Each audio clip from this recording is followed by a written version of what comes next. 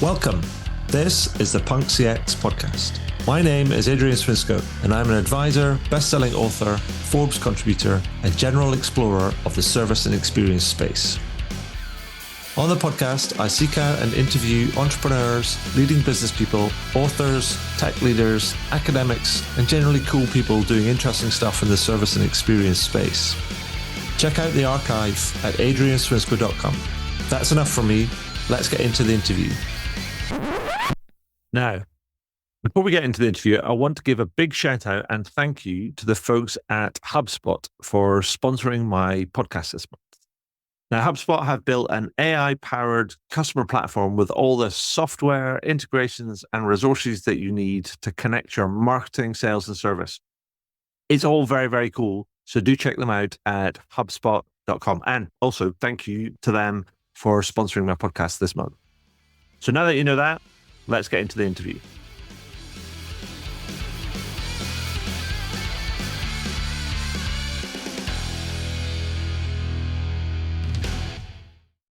So welcome to the next edition of the Punk CX podcast. With me today, I have Leslie Zane. Leslie is the founder and CEO of Trigger, which is a brand consulting firm. She's also an award-winning marketer, TEDx speaker, and an authority, no less, on harnessing the instinctive mind to accelerate brand and business growth. Hi, Leslie, and welcome to the podcast. Hi, Adrian. It's a pleasure to meet you. Thank you so much for having me. So, you're more than welcome. I mean, I'm excited because I wanted to talk to you about all these different sort of, these some of the things, which we'll get into in a minute. But I've done a bit of a bio, but I also asked people to introduce themselves. Give me a little bit of a thumbnail sketch on kind of like Leslie Zane and kind of where you're kind of coming from. So I live in New York. I live across the sea from you, although I'd love to come visit. I have spent my entire life in marketing. I'm a career marketer. I've worked for big companies like Procter & Gamble and Johnson & Johnson, inside as a marketer, and now I serve some of those companies as a consultant. I own a brand consulting firm, as you said, and we work on companies' greatest challenges. And I've learned a few things over the years about what works and what doesn't. And I set out in 1995 when I left brand management to start my own company to basically crack the code on how to drive consistent brand growth and business growth. And we did that. We cracked the code, and I'll tell you more about that today. But that is really exciting, and it still keeps me going. Today, every project that we work on for a client, because we are working on some of their greatest challenges, each one is a new puzzle, and I get charged up by that and still love what we do every single day, even though it's been a very long time, 30 years. Fantastic. So I know that it feels like the last sort of 30 years about cracking the code has all been encapsulated in this kind of a new book that you've done that's just kind of come out. And it's called The Power of Instinct, New Rules of Persuasion in Business and Life. And so that's one of the things I wanted to talk to you about. Oh, there you go. This is Leslie kind of holding it up. Brilliant. So I wanted to help. Can you tell me a little bit about what its main thesis is and like who's it for before we kind of dig into some of the detail, as it were? So the book is for everyone, right? Because everybody is a marketer.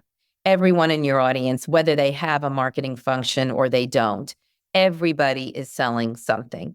You're selling your business, your brand, your personal brand, your ideas. You're trying to get other people to do what you want them to do. Maybe you're trying to get your child into college. Like you're always selling something. And so the book is really useful because everybody can find it relevant. But I wrote it because I felt that marketing was being done all wrong. Okay. I feel that marketing is upside down, that we are approaching it in a very confrontational way, that we're not leveraging how the brain really works. And so I think marketers are kind of taking the path of greatest resistance to a sale. And I wanted to teach people what I had learned over my 30 years to make their jobs a little bit easier so that everybody can achieve success faster, with less spending. Okay. Faster, more easily, and with less spending, which are all very good things. Yeah, no, right. And so to explain some of this idea, these new rules of persuasion, I mean, I wanted to start with, dig into some of the things. And in the book that you say that for over 50 years, marketers have followed a traditional model of persuasion, Yep. but it's now wrong. And that can you explain why and why you think we've entered this? You branded it, I guess branded, pardon the pun. You've called it the new age of instinct. I mean, so explain to me what's wrong about what we're currently doing and why we've entered this new age. So in order to answer that question, I want to start by just explaining that the brain has two mechanisms. Okay. And this is now widely accepted by scientists from Daniel Kahneman to the gentleman who wrote, Dan Ariely, who wrote Predictably Irrational. So basically, we've got two mechanisms. We have a conscious and we have an unconscious. And these two mechanisms work together to help us make decisions. But it is widely accepted now that it is the unconscious mind that is dictating and influencing the majority of our decisions, to the tune of like 95% of our decision making is actually made by the instinctive mind. But when you think about how marketing and the rules of marketing, advertising, all of that were created like 50, 60 years ago in the days of David Ogilvy, Phil Kotler, like all of the people who kind of developed marketing strategies and marketing practices, did it at a time that we thought it was the conscious mind that was making decisions, right? Where we thought that we had agency. But in fact, what we now know is that it is the unconscious mind that's making the majority of our decisions. And I'm saying, therefore, many of the marketing rules that we created back then are not only going to slow you down, they could actually be a recipe for shrinking your brand, because they fight the brain. They work against the conscious mind. Okay. So think about persuasion. Okay. When you try to persuade something of something, you're going up against the conscious mind and you're working really, really hard. So you have all your arguments and your data and you barrage people with messages. And it doesn't really work very well for two reasons. One, because the conscious mind is resistant to change. It's skeptical. It sees you coming. And it says, no, thank you very much. I'm not going to do what you are asking me to do or telling me to do. So that's the first problem. And then the second problem is that the conscious mind makes up only 5% of the decisions we make anyway. Right. So we're concentrating 100% of our resources on only 5% of people's decisions. What we instead want to do is focus on the unconscious mind or the instinctive mind. That is actually where brand decisions get made. And so it's much more useful for us to understand that there's a different toolkit of techniques that we can use to reach people's instincts. And that's what my book is about. That's what my business is about, is basically reaching the levers of the instinctive mind, which, as it turns out, is far more malleable, and ideas can sink in there into memory structure much more easily. So you can influence people and drive brand growth much more easily, taking that path. So think of the conscious mind as the path of greatest resistance to the sale, and the path through the instinctive mind as the path of least resistance to a sale. Right. And I should point out that you mentioned Daniel Kahneman and the work of Dan Ariely. Yeah. I think I pronounced the word. That you've been doing this in the trenches, as it were. He says, using air quotes on an audio recording, for the longest time. And in fact, 10 or 15 years, you're finding these things out and using these insights. And you were doing it 10 to 15 years ahead of Daniel Kahneman's and Dan Ariely's kind of like books. So I just want to say big props for that, because like learning by doing and figuring things out when you're kind of like, you're seeing kind of how things work and don't work and kind of like trying to figure out a better way of doing it. So you're the pioneer, Leslie. And I'm just... Well, let's not take anything away from Daniel Kahneman. No, and Dan. not at all. Not at all. They're amazing. Yeah, but they popularized it. But they They did. and And they did a great job. But I'm just kind of wanted to recognize that thank you were you. doing this for a long, long time. Thank you. Yes. So I was in the trenches, as you say. So my laboratory was the marketplace. Yeah. We would be hired by a company, a client, whoever it was, Snickers, M&Ms, McDonald's, and they would say, we need to grow our market share. We need to switch people from this brand to that brand. And so I had to figure it out. And so I did, to your point, see what actually works to drive instinctive brand preference. And I saw pretty early on that we were doing some things as marketers that didn't make sense to me. We were relying on discounting and promotional incentives. And I was like, well, if we're doing all that, then we're really not driving people's instincts. We're, in a sense, almost buying their sale. Yeah. And while those things, a discount, a promotional incentive, a coupon, can get you a temporary bump, it doesn't drive instinctive brand behavior. And instinctive brand behavior is your flywheel, right? And some people call it loyalty. I don't call it loyalty. I don't think there's such a thing as loyalty. We don't have a conscious devotion to brands, and I don't even believe that the Net Promoter Score tells us much of anything that's useful. What we want to do is we want to affect people's instinctive brand behavior, which the command control center of that is in the instinctive mind. I call that the Brand Connectome. And we can talk about that in a moment if you'd like. Yeah. I mean, that's fantastic segue, because that was going to be my next kind of question. It's like, in the book, because there's a couple of conceptual things in the book that I wanted you to sort of explain. And one of them was the Brand Connectome.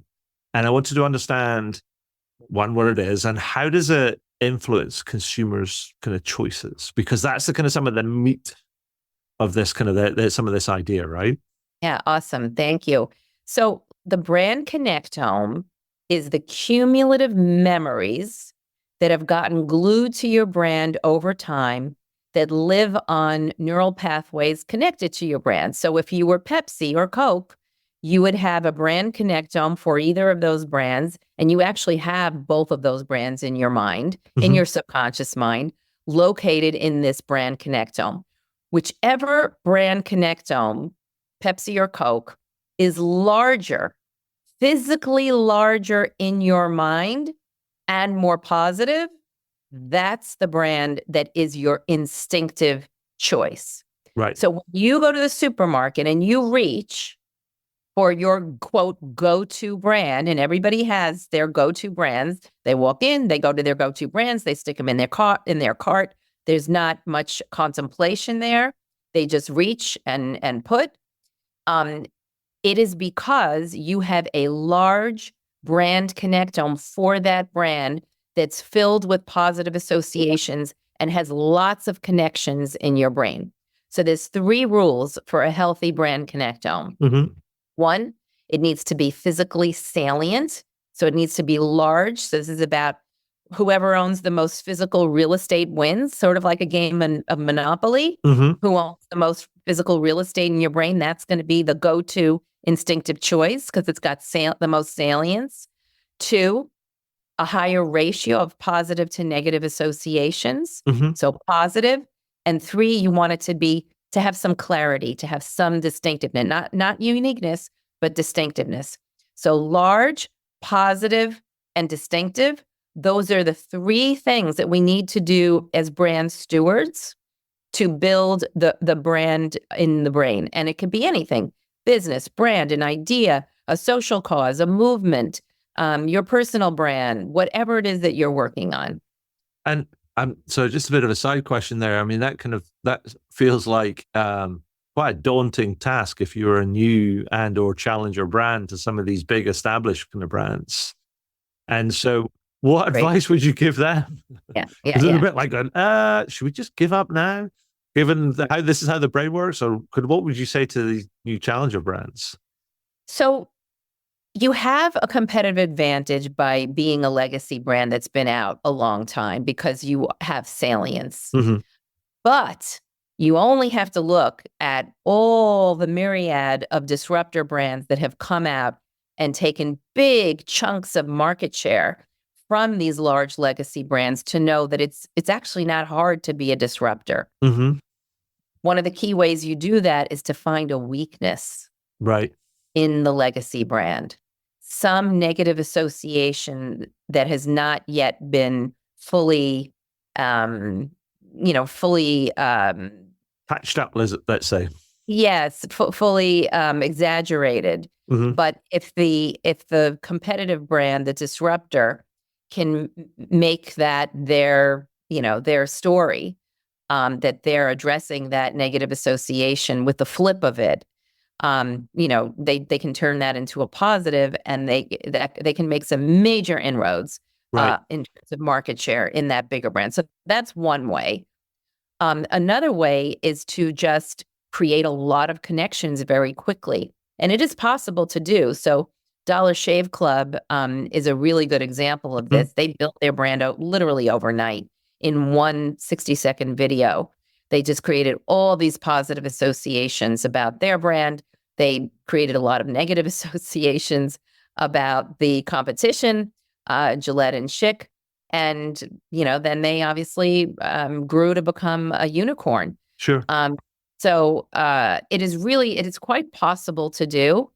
I know it sounds daunting, but I think that legacy brands are vulnerable because they are large and everybody knows who they are and what they are. So Sure. you can go after it pretty easily. Not that I'm suggesting that you do that, anybody out there, because a lot of those are my clients and they would be very mad at me. So, I mean, thank you for that, because I just think it's because I just wanted to just juxtapose kind of like some advice for like smaller kind of brands in the face of some of those legacy brands. But the other, and thank you for explaining the Brand Connectome, because that's like, it's a really interesting kind of idea and something to really kind of like think on. But the other kind of conceptual thing that I wanted to ask you about was this idea. There's a growth trigger idea in the book. And that, well, I just wanted to understand, can you explain to me kind of what that is? Because that feels like it's got a lot of potential in it. Yeah. So remember that one of the things about the Brand Connectome is that it needs to keep growing. Right. Right. So we never want to have a static brand. And we also don't want negative associations to infiltrate our Brand Connectome. Mm-hmm. So the beauty of triggers is that when you add triggers to your connectome, it makes the connectome grow. Right. You can think of it almost as like a building block to the existing Brand Connectome, and you're adding on to it like you're glomming on or soldering on a trigger onto your Brand Connectome, making more branches, more pathways.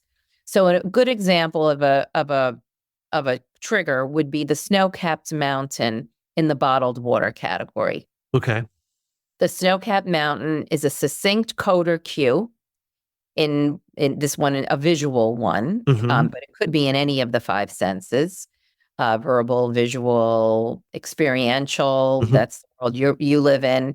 Auditory, tactile, olfactory. But the snow-capped mountain is packed with positive associations. All you have to do is look at a snow-capped mountain in the bottled water category, and all these wonderful associations come to mind: pure, pristine, eco-friendly, natural, water from the glaciers, the best water there is, right? So I want all those associations for my brand. So I take my snow-capped mountain, I put it on my bottled water package, I render the snow-capped mountain in a wonderful abstract design that's distinctive to my brand, and this is what Aquafina did. And now suddenly Aquafina kind of owns the snow-capped mountain, or at least that version of a snow-capped mountain. And now all those positive associations about pure, pristine water from the glaciers are conferred onto Aquafina bottled water. Right. That is how a Brand Connectome can grow. You take your brand, you connect it to these ideas that already exist in the mind. So you're not confronting the brain. You're leveraging what's already in there, those familiar things that are not just familiar, but they're familiar with wonderful meaning that helps my brand. And this is like the path of accelerating your business growth, because you're not introducing foreign things. You're latching on to things that already exist in the brain that have positive stories connected to them. And does that mean that you say you've always got to keep kind of adding these growth triggers to the brand connectome? Because is it because if you stop, like say memories in our mind, they will fade over time in terms of clarity, and therefore you have to keep going. Otherwise, if you don't, then the brand connectome will atrophy over time, like memories do. Is that right? Adrian, not only is it right, but I think I may ask you to join our company after this interview. Because you said that so perfectly. We see a major problem happening in the world of brands today. Brands are atrophying. Right. They're atrophying because they forget that they need to introduce their brand to new generations of consumers. And they think, oh, everybody already knows that about my brand. But no, they don't. The next generation and the next generation needs to be reintroduced to the brand. And by the way, and we have a formula for this too, you always have to reinforce the positive associations you have. It's like learning, right? Like studying for a test. If you don't keep studying the material, you're going to forget it. You won't be ready for the test. So similarly, we need to reinforce the positive associations the brand already has, stop the negative associations that we may be inadvertently sometimes sending out ourselves because we have the wrong cue or the wrong code in our advertising and our marketing. And then lastly, add the new triggers that your growth target needs, your prospective customers that you don't have. Because if you're not constantly replacing the customers that leave with new ones, you're going to have a leaky bucket. And one of our key principles is that you have to actually put more resources against your growth target, the people you don't have, than the people you have, which is also very different thinking than the rest of the world operates on today. Really critical. Your core customer is actually like a trap in a way. I mean, we love our core customers and we should treat them with we should give them white glove service. But if you really want to have aggressive growth, you have to constantly bringing new customers into the fold because every brand has churn. Every franchise has churn. There is no such thing as real loyalty. So we always have to be bringing new people in, and that's how you get the most growth. Perfect. And one final thing in terms of digging into the book and just almost highlighting a few things. I noticed that in each chapter is like a rule, but it runs. It's almost like you're kind of exposing like a myth of modern or traditional kind of branding and marketing, and you're replacing it with a new kind of rule. I won't ask you to tell me all the different rules because you want people to go buy the book, right? So give me an example. Can you give me an example of a rule that you have that replaces like a marketing kind of perceived wisdom? Yeah, absolutely. Yeah. So the rules of marketing were created at a time that we thought the conscious mind made decisions, but it doesn't. Now we know it's the instinctive mind, and the marketing playbook hasn't caught up to what the science of the mind and behavioral science. So we need a new set of rules, and that's what each chapter does. One example of a rule is the rule of uniqueness. So you are taught as a marketer, this is like one of the first things that you're taught, is that it's all about uniqueness. A lot of the studies that we do, a lot of the research we do is all measuring the uniqueness of our advertising, of our marketing, of our imagery, all of that. Turns out this is a myth because the human brain is hardwired to connect with the familiar. In fact, we reject the unique. And we know this from babies, right? If you take a baby out of its mother's arms, it's going to scream because the mother's face is familiar. And now you're putting it with a stranger. Or you can look at the pandemic. We didn't reach for the brands that we didn't know during the pandemic. We reached for all the brands that we knew and loved with those big names that made us feel safe and secure. And it was the the new brands that were left over on the shelf. So the new rule is actually that familiarity is more powerful than uniqueness, but distinctiveness is best of all. Right. Distinctiveness is taking an existing or familiar visual, verbal trigger, any of those things, and putting a creative twist on it to make it your own. Right. And so the new rule is familiarity is more powerful than uniqueness, and distinctiveness is best of all. I literally say in every meeting I go to with my clients, we need to eliminate the word uniqueness from the language of marketing. Mm-hmm. It is causing us to make some very bad decisions as marketers and to push ourselves into a corner where we represent these things that don't connect with consumers at all, just for the sake of being different. And that is a very bad reason to do something in marketing. In fact, it's quite the opposite. We want to latch onto the familiar, but do it with a creative twist. So think about it as anchor and twist. Mm-hmm. Anchor into the familiar, put a creative twist on it, and now you've made something familiar distinctive to your brand. Right. Nice. I think that's that's definitely kind of like something to to think about, and how it reflects kind of positioning and what you do and how you do it and all these different sort of things.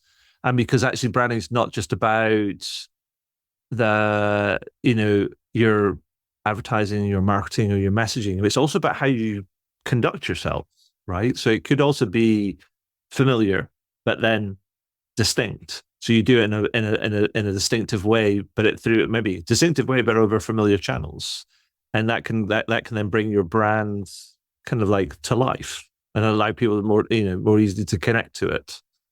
Absolutely. So let's say we were talking about customer experience, and our competitor brand started having a saying when you buy your meal, your burger or your chicken sandwich. Let's say it was a fast food restaurant. So one business leader might say, well, we can't say a clever saying when you buy your food, because then we'll be copying our competitor. I would say, no, no, no, no, no. We should absolutely copy our competitor because they're onto something, but just have the distinctive thing that you say. Make that your own. So that's a good example of the application of this kind of thinking to customer experience.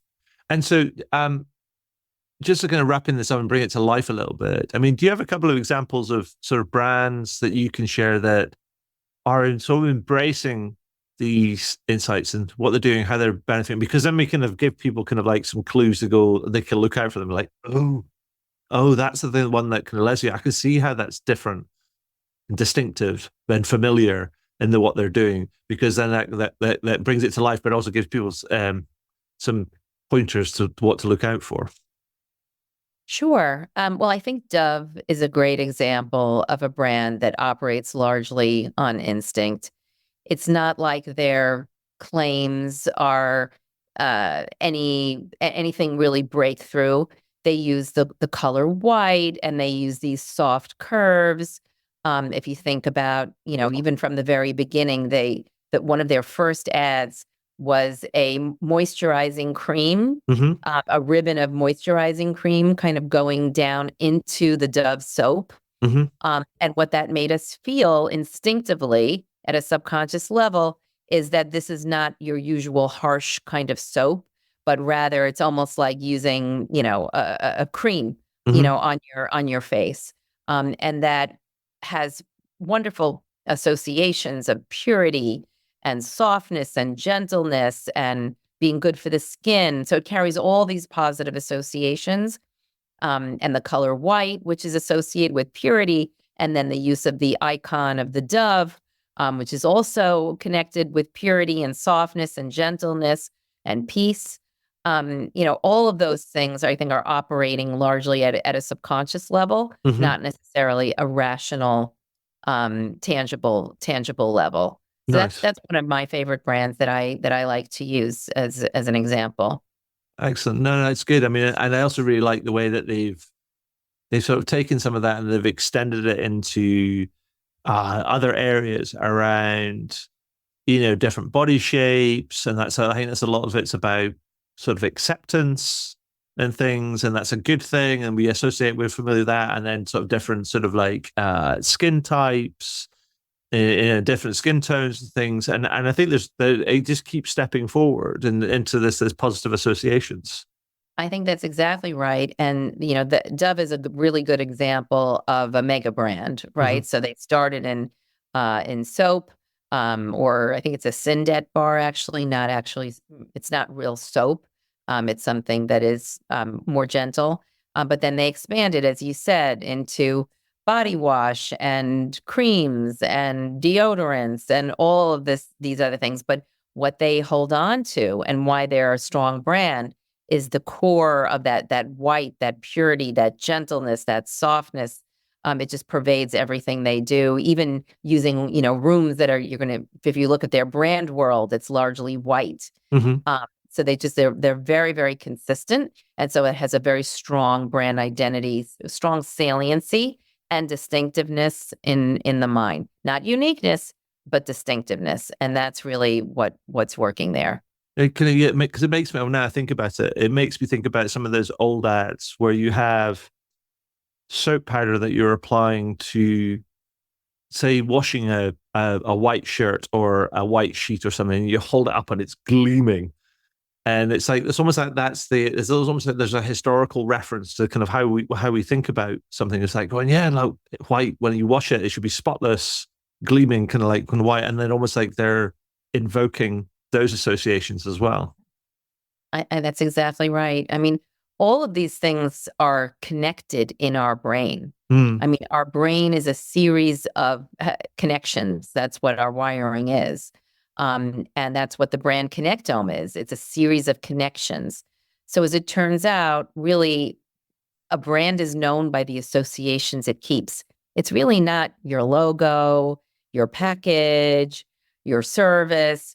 It's what do you connect your brand to in the mind? Yeah. And I think that marketers in general think that they're managing a logo, a product, a package. Like, it's none of those things.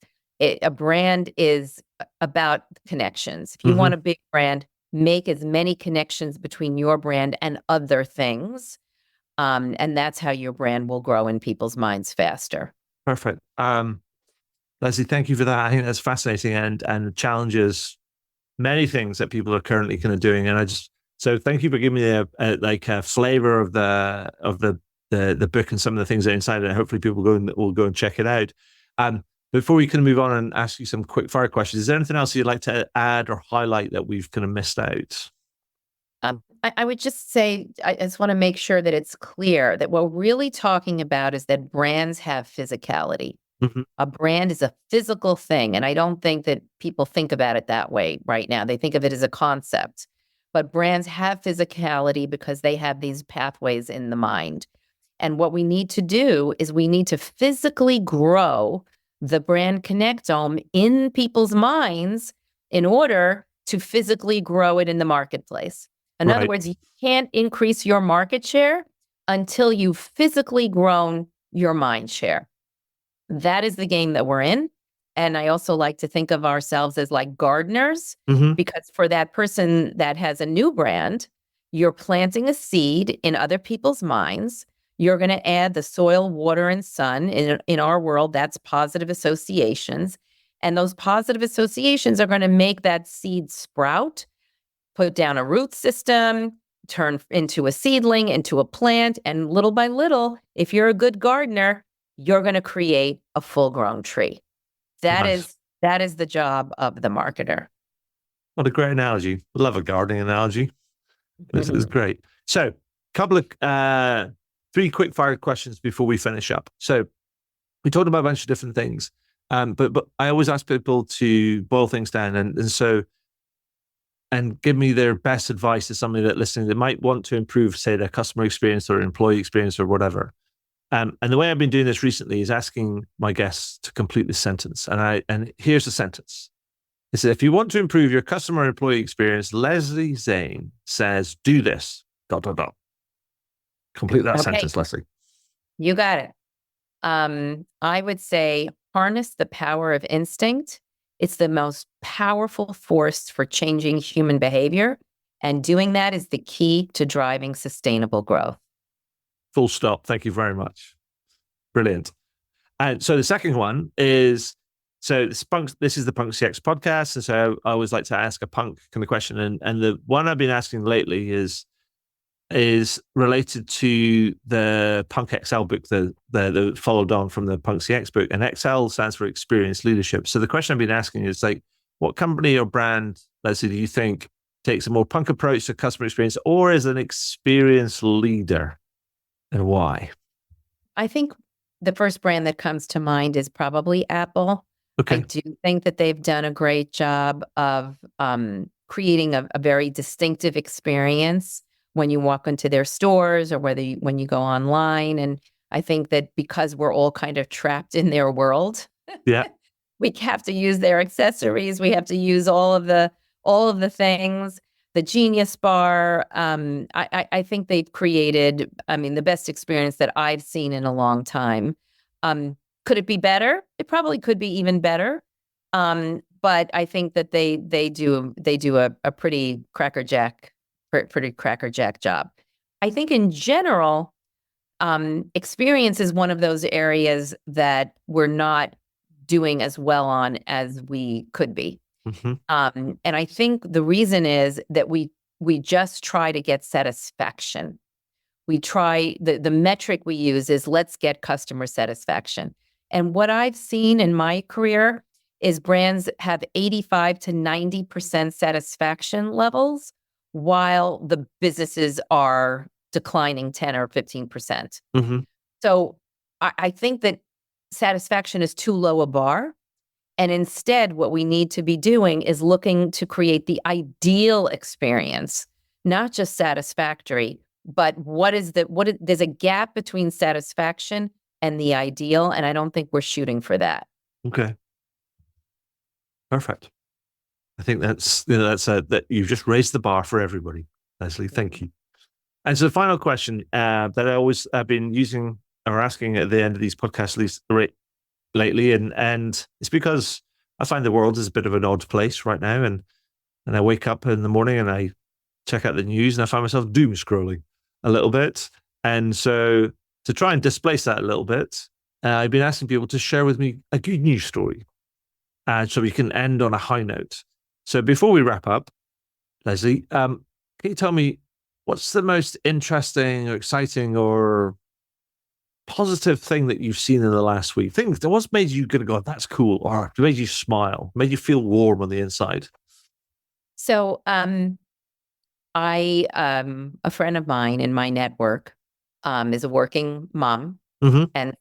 and she was supposed to go to Cannes Film Okay. Festival. And suddenly her babysitter got sick and she thought that she wasn't going to be able to go. And her daughter, I think, was around 12 years old. Instead, she thought outside of the box. She decided to take her daughter with her. Right. And she got her daughter a job with the Female Quotient, which is a wonderful group of female leaders around the world. They have male members as well, but they are advocates for working women, working moms. And so they got the daughter. She got the daughter a job with them during the film festival, and she was able to help out. And she felt so sort of grown up and empowered after this. It was just a phenomenal experience for both the daughter and the mom. And I just think that certainly gave me the warm fuzzies, and I hope it does to your audience too. But she kind of figured something out, and it was a win-win. And she did it by thinking outside of the box and not letting these circumstances hold her back. Perfect. What a great story. And I'm sure they had a rare old time down at the film festival in Cannes. They certainly did. So, Leslie, that's all I have for today. I just wanted to say, first of all, thank you for being a pioneer for all those years, for figuring things out, figuring out what doesn't work and what does work, and making those kind of changes and all those impactful changes to many kind of like brands that we probably know and love. Congratulations on the new book. Everybody should go and check it out. And lastly, thank you for sharing your time and your insight and your experience with us today. That's been super cool. Thank you so much, Adrian. That's very kind of you to say all those things, and right back at you. Thank you for being a pioneer and a leader in the whole area of Punk CX. Customer experience is critical, and I know you've done some wonderful things to help elevate that whole industry. So the admiration right back at you. Well, thank you so much.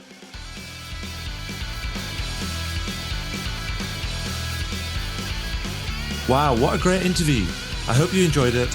I know I did. Find out more about me and the work that I do at adrianswinscoe.com. Do leave a review on your favorite podcast platform. And if you have any comments, feedback, or questions about the podcast, then feel free to send me a message to podcast@adrianswinscoe.com. And do tune in again. Thanks very much.